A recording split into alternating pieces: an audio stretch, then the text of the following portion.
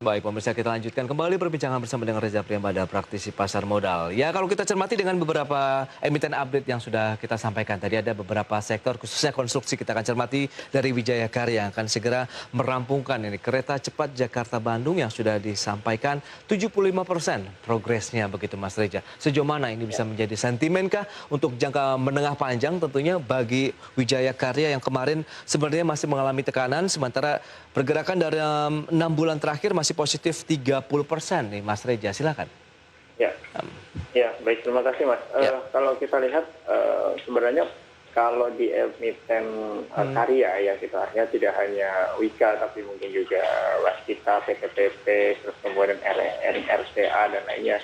Sebenarnya yang kita lihat itu adalah pertama dari berapa kontrak baru yang diperoleh. Betul. Terus kemudian progres dari pengerjaan proyek tersebut. Nah, kemudian ketiga yang tidak kalah penting adalah terkait dengan pembayaran atas kontrak tersebut gitu. Oke. Tadi kan Mas Pras sempat sebutkan ya gitu bahwa proyek kereta api mereka itu sudah rampung 75%. Terus Betul. kemudian sampai dengan Februari benar mereka sudah memperoleh kontrak baru senilai 2,67 triliun. Yes. Nah, tapi itu baru berupa nilai, Mas.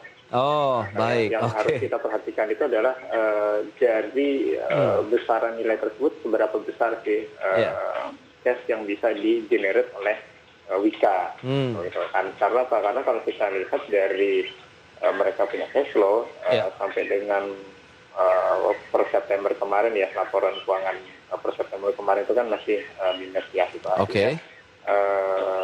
Boleh dikatakan minus ini kan bahwa biasanya kalau perhitungan cash flow dari operasi itu kan adalah ketika laba terus kemudian ditambah atau dikurangi dengan berbagai macam aktivitas operasional. Betul. Nah, ini nilainya masih minus, artinya masih ada pengeluaran-pengeluaran yang boleh dikatakan tidak tercover dari labanya mereka, itu kurang lebih seperti itu gambarannya. Bisa dikatakan lebih besar pasak daripada tiangnya begitu yang dialami oleh Wika saat ini? Kurang, ya, maksudnya bisa juga kita katakan seperti itu ya. Itu artinya mereka lebih banyak membiayai proyeknya mereka sendiri gitu. Padahal kalau kita lihat kan yang dibutuhkan dari emiten karya sebesar Wijaya Karya ini kan adalah kepastian dari pembayaran tersebut. Gitu. Betul.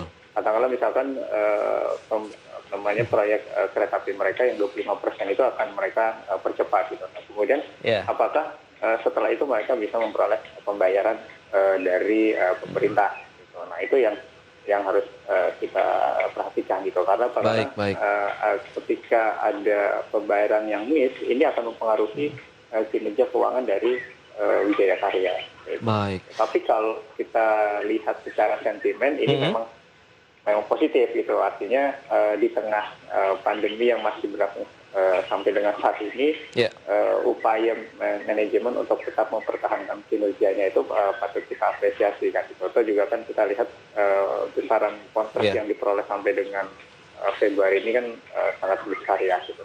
Tapi di sisi lain juga tinggal masalah termin pembayaran dan juga pembayaran yang mereka ada. Baik, berarti memang masih menantikan lebih kepada bagaimana upaya pembayaran yang diberikan oleh pemerintah sendiri ya sebagai pemilik proyek terhadap Wijaya Karya sendiri. Karena itu akan mempengaruhi kinerja mereka kan, Mas.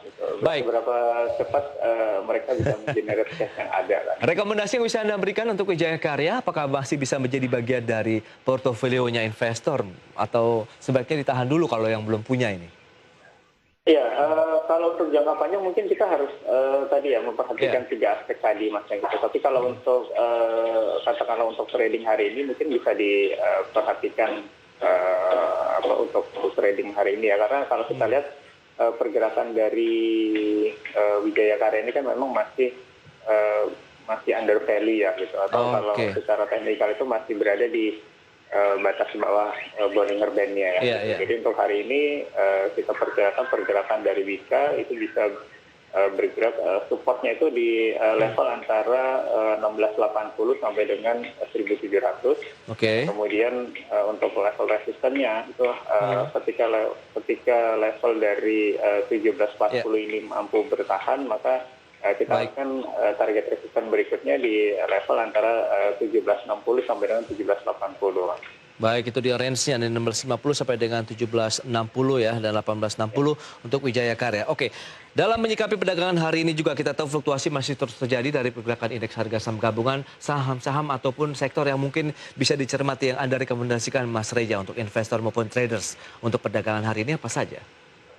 Ya, beberapa saham atau beberapa sektor yang bisa diperhatikan mungkin kita lihat dari sektor yang masih banyak diminati oleh pelaku pasar ya. Di antaranya ada sektor perkebunan ya, itu juga diminati oleh pelaku pasar seiring dengan mulai membaiknya kinerja dari para emiten perkebunan ya. Gitu. Terus kemudian di sisi lain yang mungkin juga kita bisa perhatikan adalah indeks manufaktur ya. Ini juga mungkin adanya perbaikan kinerja atau sentimen yang ada di sejumlah industri manufaktur ini bisa memberikan sentimen terhadap pergerakan saham-sahamnya. Ya. Tadi Anda sudah memberikan beberapa rekomendasi saham, ada Astra International, kemudian MNCN, SSMS, kemudian Elsa. Itu lebih kepada rekomendasi trading buy saja atau bagaimana? Singkat saja Mas. Ya, ini untuk kita manfaatkan pergerakan hari ini ya gitu. Jadi memang untuk hari ini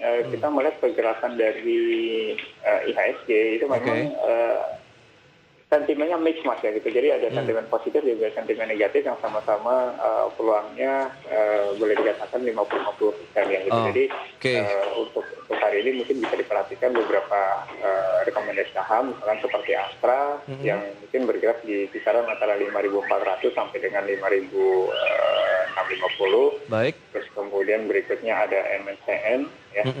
MNCN ini juga kita bisa manfaatkan pemberitaan terkait dengan meningkatnya audience share, terus kemudian adanya beberapa acara yang mungkin bisa menambah pendapatan iklan dari MNCN.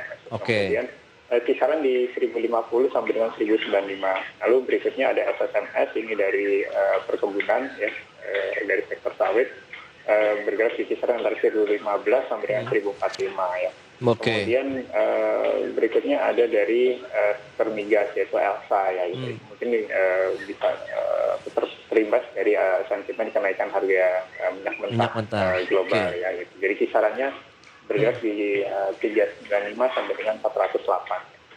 Baik, cukup beragam ya sebenarnya rekomendasi yang Anda berikan untuk investor maupun traders dalam menyikapi perdagangan hari ini. Ada Astra International, MNCN, SSMS, kemudian Elsa. Tapi kalau kita bicara mengenai entry level, apakah level-level current price yang terjadi saat ini, apakah sudah boleh masuk begitu riding saja meskipun ada yang melemah ataupun mengalami penguatan begitu Mas Reja?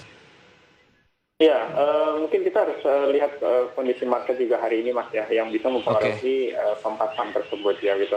Kalau saya sih cenderung menunggu di level support ya gitu, sambil memanfaatkan pelemahan yang kemungkinan terjadi pada hari ini. Toh juga kalaupun indeks hari ini mengalami kenaikan juga tidak terlalu signifikan ya. Betul. Itu, ya. Dan hanya ranging sekali begitu ya pergerakannya. Betul, hanya 8 atau 10 poin mungkin untuk hari ini. Baik, pilihan investasi kembali kami serahkan untuk pemirsa ID Eksternal. Ada Astra International, MNCN, SSMS, Elsa. Tapi disarankan kalau mau masuk sebaiknya nunggu memang di level support yang sudah disampaikan oleh Mas Reja Priyambada. Baik Mas Reja, terima kasih banyak atas waktu dan juga analisis yang sudah diberikan. Begitu untuk pemirsa ID Eksternal. Semoga bermanfaat dalam menyikapi perdagangan hari ini. Sukses untuk Anda dan stay healthy, Mas Reja. Baik, terima kasih Mas Pras, terima kasih ID Channel, sukses selalu. Baik, terima kasih juga.